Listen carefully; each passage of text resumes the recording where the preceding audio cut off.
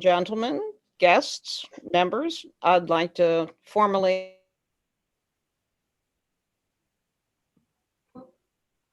a former president of ASD. It was also on the board and active with the psychotronics. Tonight, Marty's going to talk about learning how your DNA interprets the world. I found that kind of an interesting title because he then goes on to explain that if your DNA is damaged, it can give you false information. And my question was exactly his next question. How do you know it? And what do you do about it? So Marty, what do you do about it if your DNA is damaged? Well, we'll get into that in just a little bit, because I've got some fun visualizations and exercises we'll get into.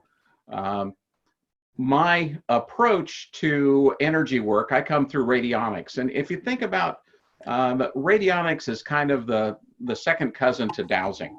What a dowser does with intent alone, radionics uses instruments to do that same work. And for those of us that are a little bit more left brain, it allows us to get a little more into the analytical thing and look at things, in more detail. But when we're talking about DNA, that the double helix DNA strands are supposed to be coded for every protein and every system and every function and everything else in the body. Even so, some scientists tell us that 90% of our DNA is junk DNA. In other words, they don't know exactly how it does all of what it's supposed to do, but they believe that most of it does nothing. Well, that theory simply doesn't make sense to me. In my work, I see the quantum world as all connected. And scientists call this quantum entanglement. Every electron that has touched is connected across time and space. And this phenomenon explains action at a distance, faster than light travel, and can even explain a lot of our dowsing work. But rather than dip into that area, let's spend some time thinking about the DNA itself. A less accepted theory of DNA is that it is an antenna into the morphogenic energy field. So the difference between you and me and a tree is the information our DNA is tuned to. This theory also explains how everything is connected. The way we're all connected to the same information field. We're all connected to source. Or if you prefer a more religious explanation, we're all part of God. Now, think of this connection like cable TV. All of the channels are in that cable, but some of the channels are filtered out, so you never see them. You only see the programs when you tune into that channel. If you removed all the filters, you could potentially tune into every program, and even though it would be very confusing. But even now, we can see that the people that tune into Fox News, for instance, receive completely different information than the ones that tune into NPR. But all of that information is in the airwaves. It's just what we tune into. And the other thing is, we only tune into just a small portion of that morphogenic energy information field. And we're very, very selective. And frankly, we ignore much more information than we absorb. But by looking at DNA as an antenna, we can see how toxins can affect genetic expression. We can see how nutrients can heal, and we can see how emotions and even our thoughts can change how our bodies function. And it's all about the information. Since function is part of the information flow from the morphogenic field, we can see that our thoughts program our DNA. Our thoughts choose which information we absorb, which we discard, which we resonate with, and the information that we find repugnant. Our DNA is not just a twisted spiral of protein. It's a tunable antenna into the information field, into the mind of God. So by changing our tuning, we change how our bodies function. We can tune into different portions of the information field. We can connect with other life forms, and we can even get information from this field.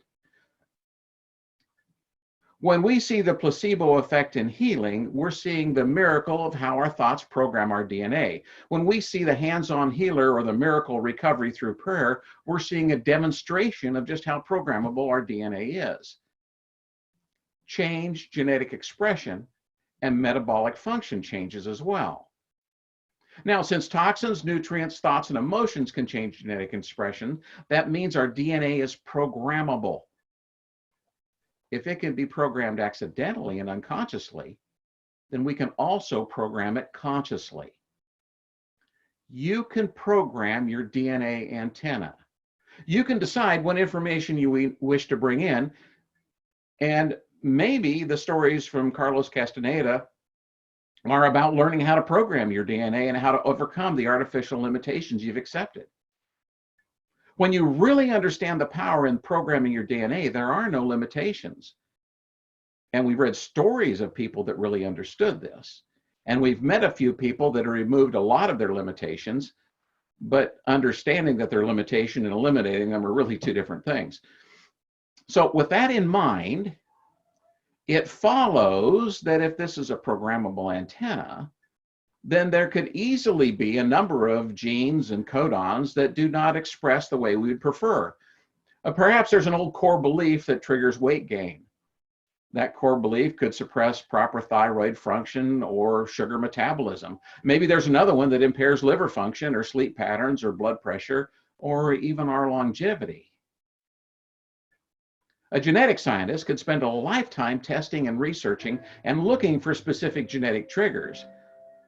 But as energy workers, we have an advantage that the typical scientist does not.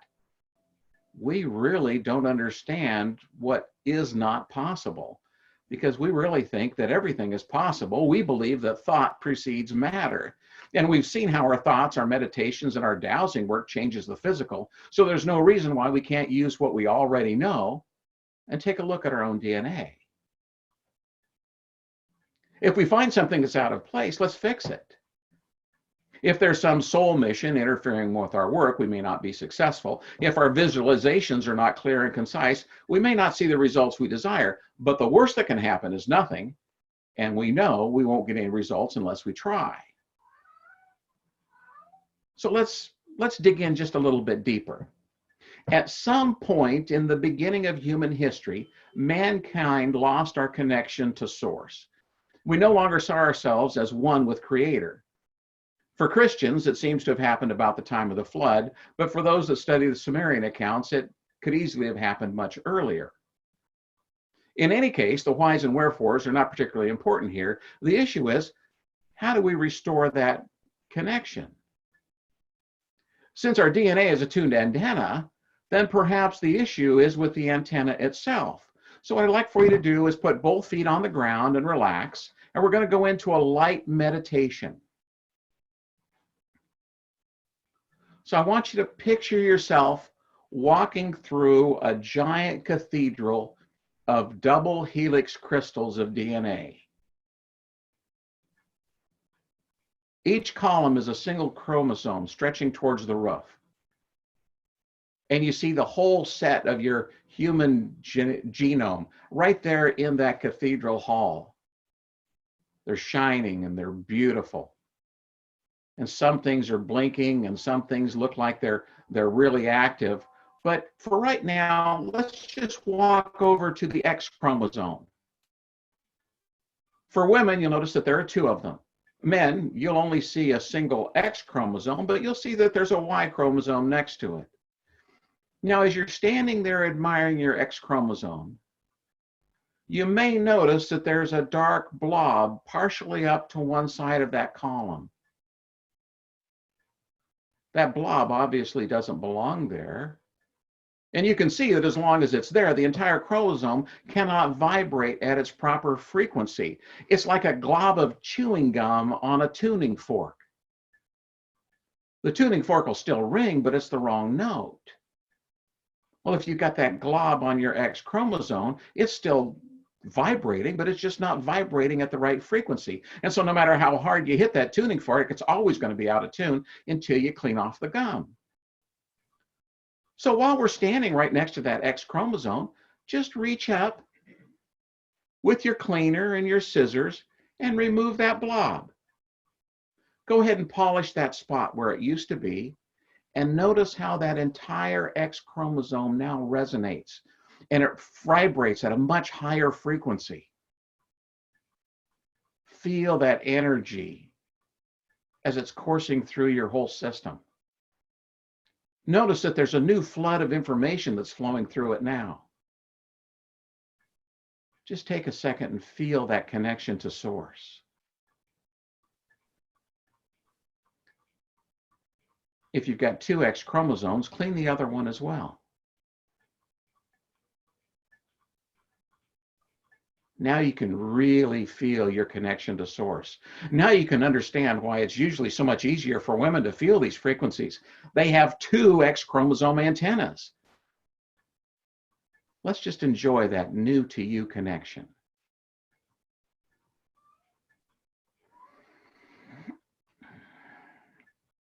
Just feel that energy as it flows.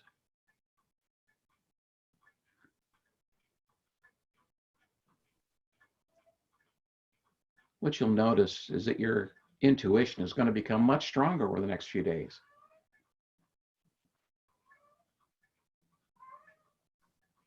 That soft, quiet voice in the background is going to be just a little louder. You'll be able to hear that direction just a little clearer. You've got a much more easy to understand and easy to listen to connection to source.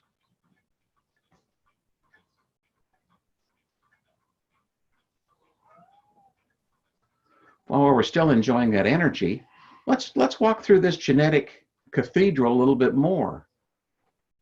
As you look around, anytime you see something that doesn't belong, just go ahead and remove it. Go ahead and polish those things that need polish and fix the things that need fixed. If you see a gene with a dark spot on it, let's go over and examine that. Let's take a look at the damage. Let's go ahead and fix it. Maybe all it needed was just a little bit of shining. Maybe it just needed to be adjusted a little bit. You could spend hours in your genetic cathedral. And you may want to even spend some time every day working on the issues, or you may want to create a maintenance team to do that repair work. But while we're wandering around in the cathedral, let's go over to chromosome 6. As you see that chromosome, I don't know a lot about what this chromosome does. I don't know exactly what this one's tuned to, but I do notice that as you look up chromosome 6, that there's a gene right there on chromosome 6 that's glowing almost red hot. That gene is overheating.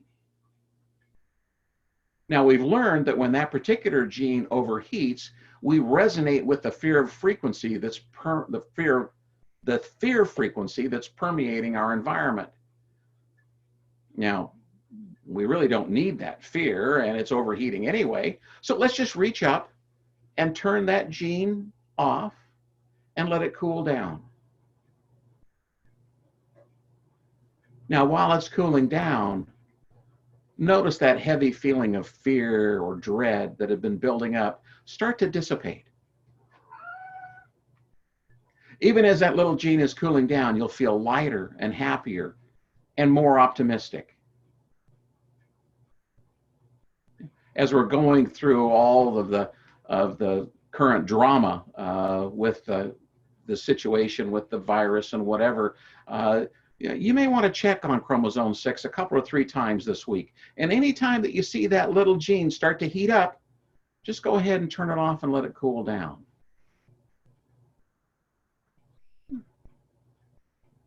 Well, let's walk around the cathedral just a little bit more. Maybe you notice that there's a gene that's heavily damaged. Maybe you see one that's mostly turned off. Your higher self already knows which genes should be on and which ones should be off, depending upon what your soul mission is. And if there's something on a gene that needs to be activated, just reach over and turn it on. Now watch it as it lights up. Then sit quietly for a moment and feel the change. Because really what we're interested in is what the change feels like.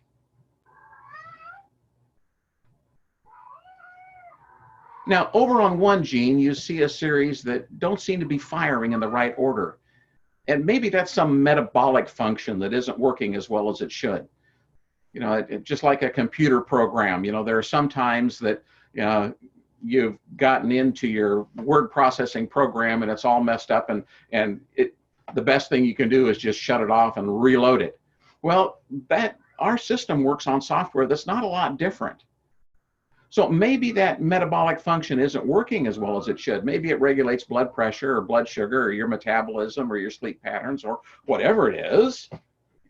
But you see that it's not firing in the right order, but right there at the bottom, there's a reset switch for that function.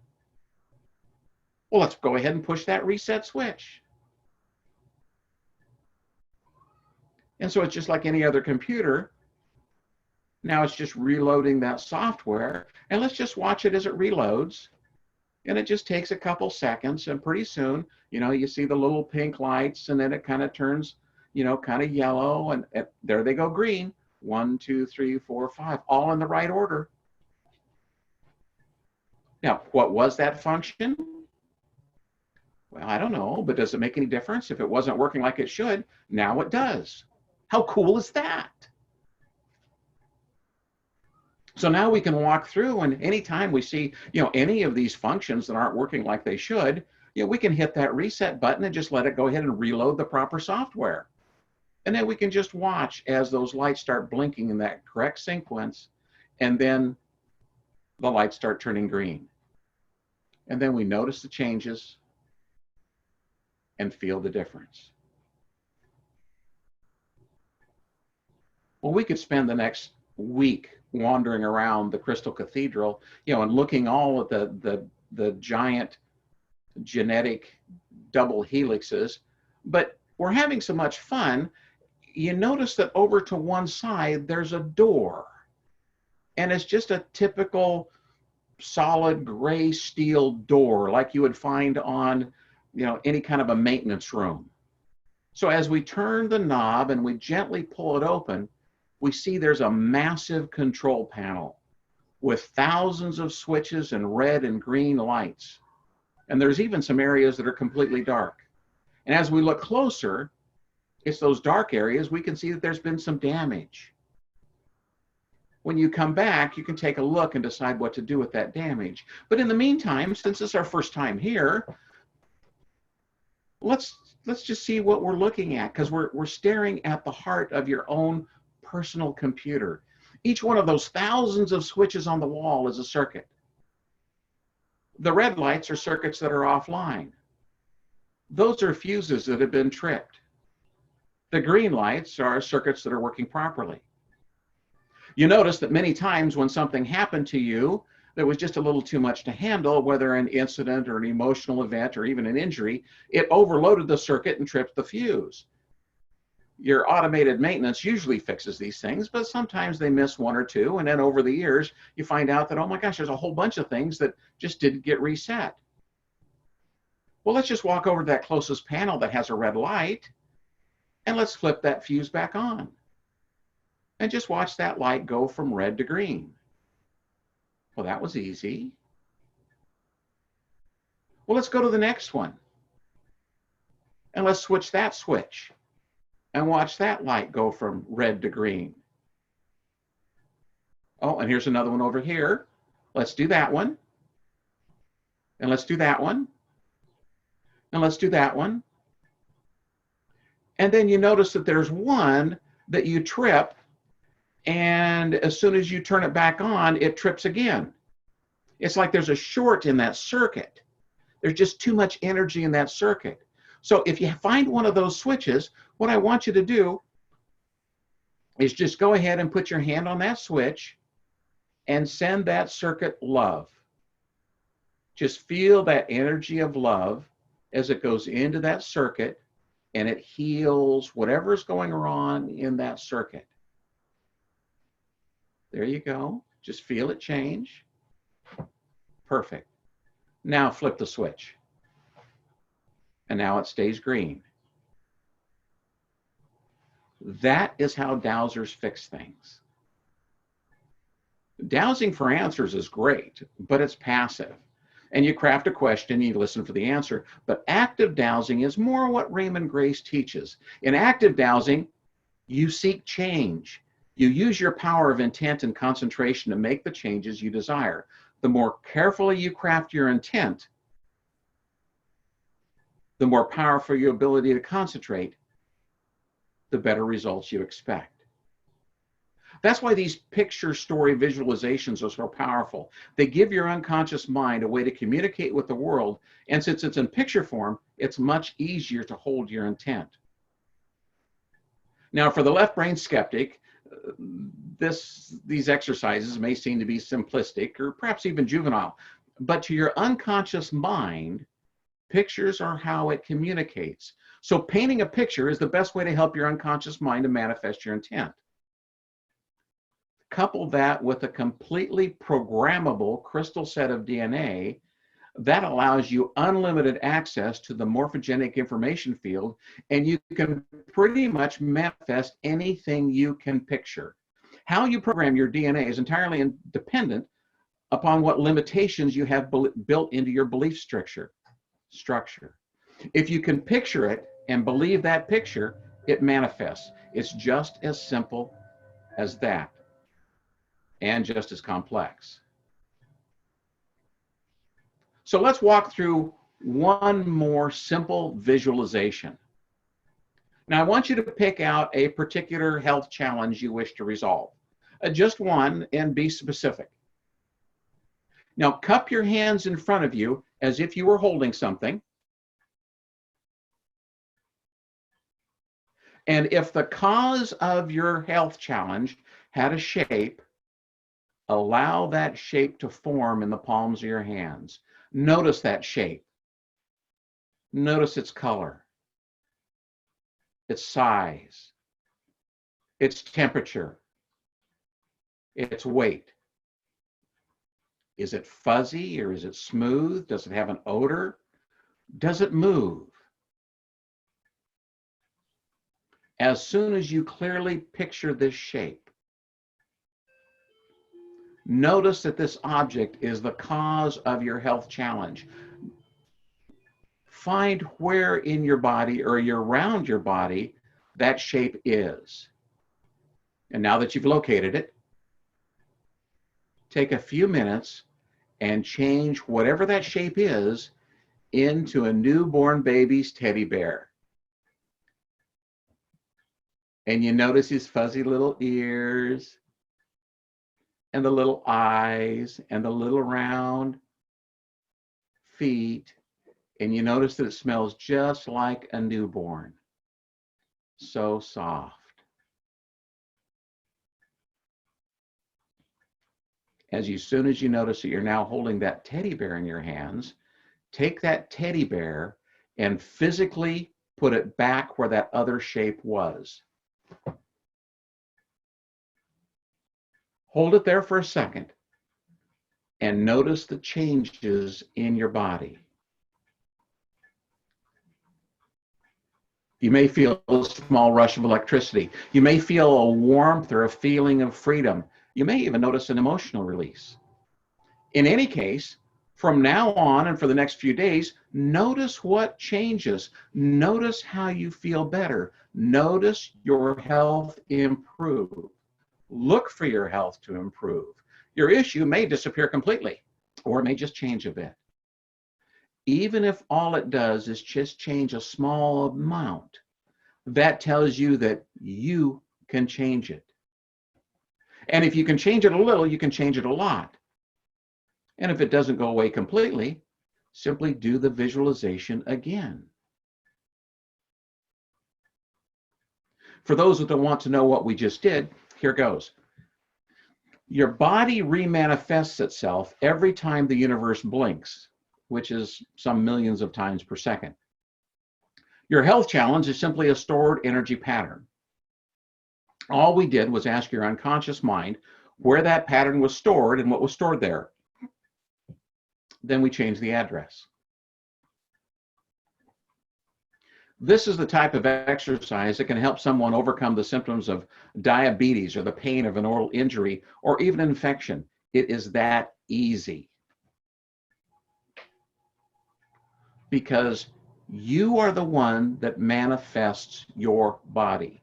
You are the one that has control over that entire thing. The limitations are the limitations between your ears. They are not physical limitations. And once you start programming your DNA and working with your energy field consciously, you'll learn to do much more than what we've covered here. You may even want to read more about the Carlos Castaneda or the other shaman or the energy workers or the miracle workers and see what some of these other people have done. That is the power that you have. Now, the first time that somebody started demonstrating these short little visualizations to me, I really didn't know what to expect. I really didn't know how powerful they were. But a couple years ago, I was at a farm convention, and one of the other exhibitors saw what I was doing and was kind of giving me the stink eye, and because he didn't believe in any of this stuff, and he told me flat out that he didn't believe in it. And so after the show, we were having a drink at the bar, and he came over and he wanted to know what I did, and I told him a little bit. And he says, well, I don't believe in that. And I said, well, let me run through a quick demonstration for you. And so we did that visualization. But instead of changing it in his cause into a teddy bear, we changed it into a cold beer. And in this case, he'd had a college injury of his knee. And so we went through the visualization. And when we got done, he says, well, I don't feel anything. What happened? And I said, frankly, maybe nothing. The worst that could happen is nothing, and maybe something did happen. But about an hour later, he went to a friend of mine and said, what did he do to me? My knee doesn't hurt. And the next day, he saw him again and said, my knee still doesn't hurt. What on earth did that guy do to me? But the point is, it wasn't me doing anything with any of that. It was all him in the first place. So that is what we can do with our DNA. That is what we can do with the manifestation of our bodies. And so if we accept what everybody else gives us, then that's where we are. But we don't have to accept that. We don't have to accept that our immune system isn't working at 100%. We don't have to accept that our hearing isn't where it should be, or that our blood pressure is high, or that our joints are sore, or any of those things. Because we're the ones that manifested them. As soon as we believe we can change them, we can change them. And that's the power of belief, which is really exactly what we teach in our dowsing all the time. If you don't believe that you'll be able to dowse, you can't dowse. But as soon as you believe it, then you can start getting the answers you're looking for. So Annette, that was my presentation. And if people have some questions or anything we'd like to go over, we can certainly do that now. Marty, shall I unmute everyone to see who's got questions? That would work. Who knows? Maybe everybody was just so overwhelmed with my brilliance that there are no questions whatsoever. Or they've all hung up. That must be it, but maybe someone wants a little clarification, so we'll give them that. Do that. All right. Okay, so everybody's unmuted. If anyone has a loud background, I am going to mute you, so I'm hoping that everybody's in a fairly quiet spot, and you can speak or raise your hand as you see fit. Well, did I answer the questions that you were looking to get answered tonight? That'd be a good place to start. Yes, Marty, you did. Thank you. Yeah. Tim, you've got your hand raised. Marty, I came into this with no expectation, and I've come away with a lot. That was wonderful. Thank you. Thank you. Boy, she's an excellent judge of presentations. Did you notice that?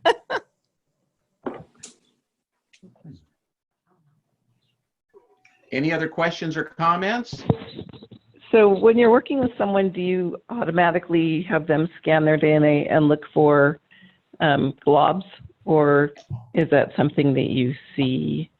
Do you let them know you're looking, and have them walk through it and clear it on their own, or how do you do that? Typically, what I'll do is especially, you know, with any of the women that I work with, you know, especially, you know, I'll say, let's go into that light meditation and have them look at their X chromosomes and say, do you see something on that chromosome that's just not supposed to be there? And then just wait for them. And every time that I've run this visualization, you know, they say, yeah, there is something there. And I said, well, if it doesn't belong there, you know, cut it off, you know, get rid of it, you know, and shine up that spot.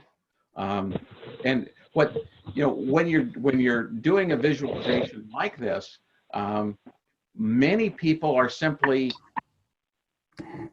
I don't know, they're embarrassed, or they don't really want to let you know that or let anybody know that they're, you know, what's going on here. Is it imagination, or is it intuition, or whatever? And so when you give them just a little bit of help in there, then it allows them to recognize what they're already seeing. Okay, thank you.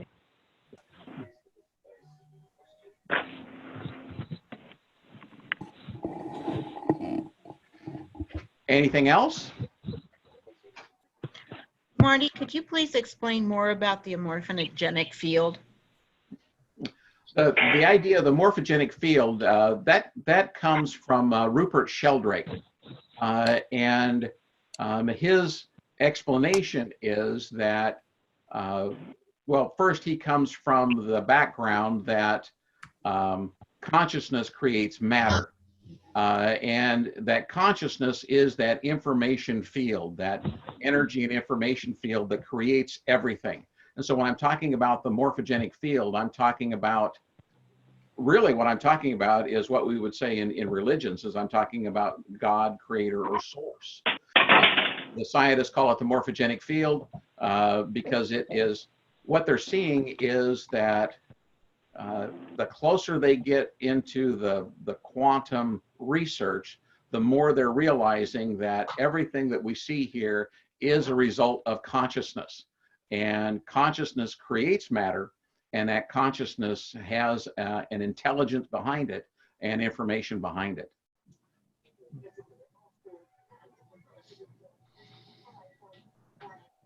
Okay, Marty, sometimes, particularly with things such as radionics or dowsing, it's said that the success depends on the sensitivity of the practitioner. Now, to me, with what we just did, it seems the success could depend on the sensitivity of the person doing the work. That's certainly part of it. But again, with that sensitivity, much of the time what we're talking about is that sensitivity is related to how clean their antenna is, you know, and much of the sensitivity again is, you know, what core beliefs do I have blocking me from getting the right information? You know, much of our dowsing work, especially with the beginning dowsers, as we put them into a space where they can get information, as opposed to trying to, you know, I want to win the lottery right now type of thing. You know, much of that is simply getting our own ego out of the way so that we can connect to source without interfering with the information that's coming through. So for me, that was a nice explanation, because if I'm properly hydrated, then of course my DNA is going to work better. If I've got the proper nutrition, my DNA is going to work better. If I've got the toxins out of my system, that's going to work better. And if I've got all those limited beliefs out of the way, that's going to work better as well.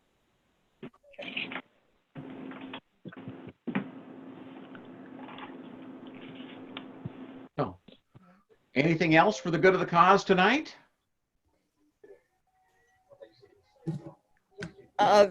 There was one question that popped up. Do you have any suggestions for resource materials? Books, other websites? Oh my gosh.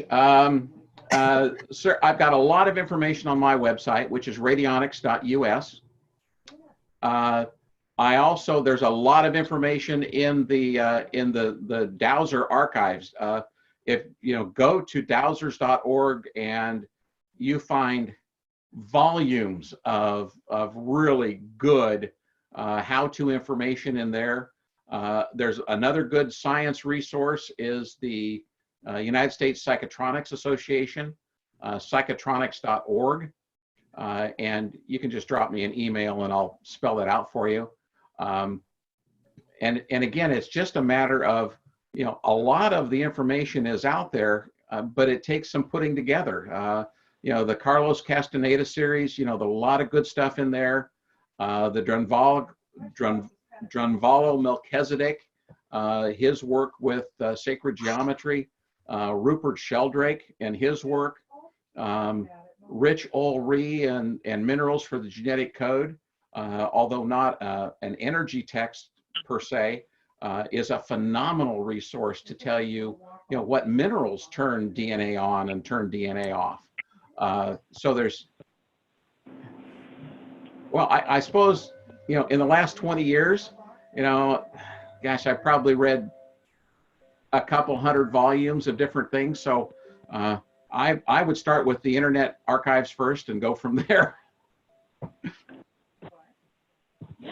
Okay, Sandy, I had seen your hand up. Well, I just typed it in also. Okay. I was just wondering about the possibility of programming our immune systems to be immune to the coronavirus. Absolutely. Absolutely. So, we can go into that, right now. And, okay, so you're a dowser. Okay. All right. And we're all connected. Okay. So your higher self knows somebody that has had the virus and has developed immunities to it. And your dowsing will either tell you yes or no. Your dowsing should tell you yes. Because if it says no, it kind of messes up the whole program. But so as soon as your dowsing says that your higher self knows that somebody has that antibody, but she said she agreed. Ask your higher self for a copy of that antibody. And bring that antibody in and ask your immune system to start producing it. Right. Oh, good. Now I know that sounds just so simplistic and almost juvenile, but it works.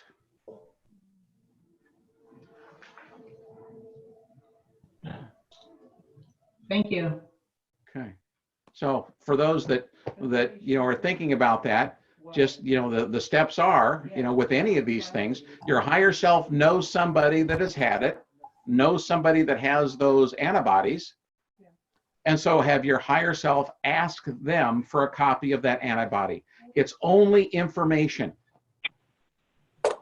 And as soon as you bring that information in, then just have your immune system start copying it. Now, at this point, I am not a doctor. I do not pretend to be one on TV. This is not medical advice. This is for entertainment and education only, et cetera, et cetera, et cetera. But what we have noticed with any infection is that many people don't show any symptoms. Some people completely succumb to the different diseases. And so what we can do is we can put ourselves to the every advantage that we can, and use our information and use our talents that we already have.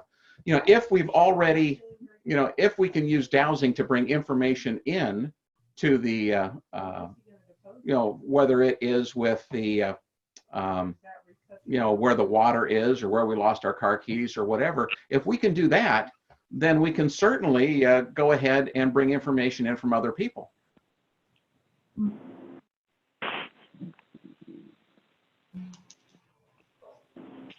Without permission? Any other questions?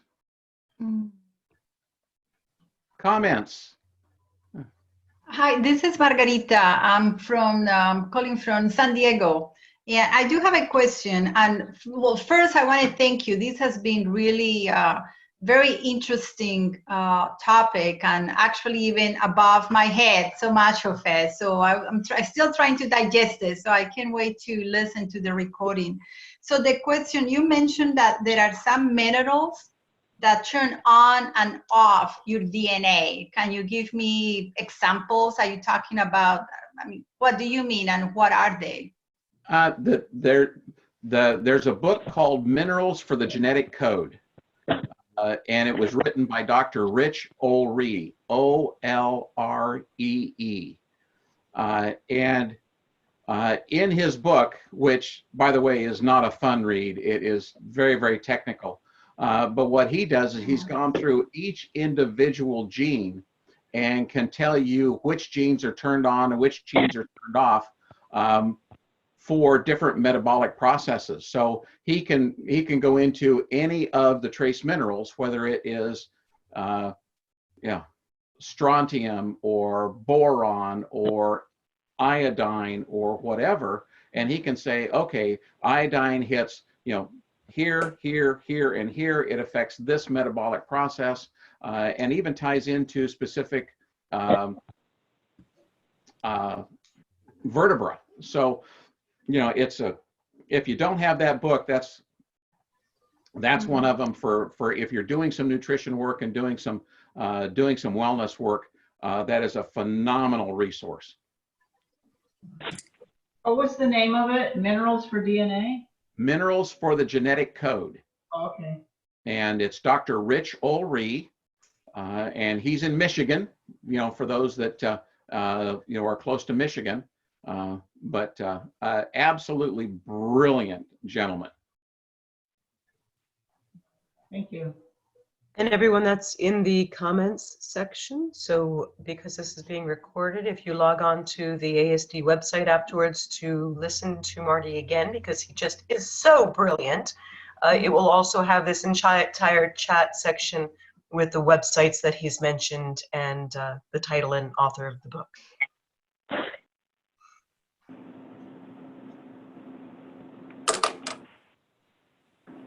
Anything else for the good of the cause? Oh, I'm sorry, Annette.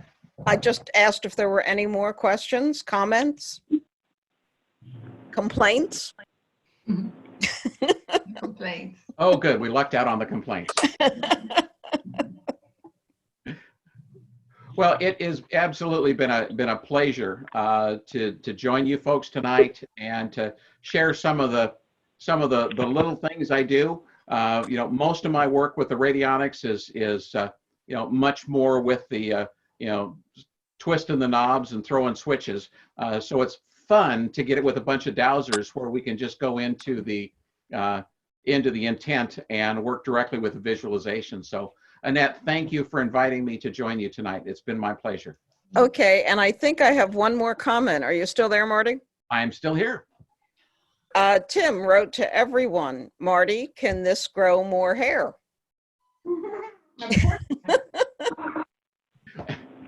There's really, the only limitations are really going to be in your belief system. I had a gentleman that was a type 2 diabetic with an insulin pump that after going through a couple of visualizations, we did one early morning at a conference, he went off of insulin for a full 9 months. And when I saw him, the next year, I asked him how he's doing. He says, "Well, Marty, I was doing fine. I didn't use any insulin for 9 months. It's the first time, in my adult life." And he says, "But then I forgot what it was that you showed me." And I says, "Man, it wasn't that you forgot. You remembered."